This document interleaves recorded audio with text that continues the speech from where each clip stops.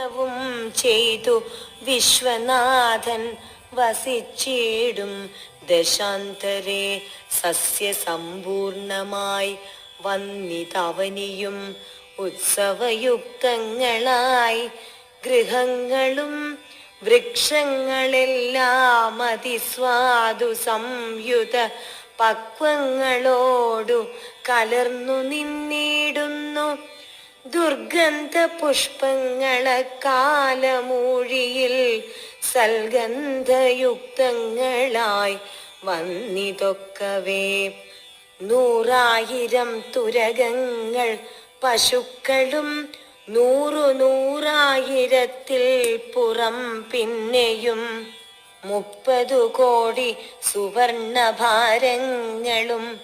സുബ്രാഹ്മണർക്കു കൊടുത്തു രഘുത്തമൻ.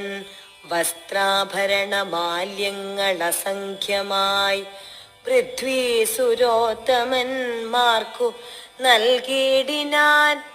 സ്വർണരത്നോജ്വലം മാല്യം മഹാപ്രഭം വർണ്ണവൈചിത്യമനഘമനുപമം ആദിത്യപുത്രനു നൽകിനാൻ.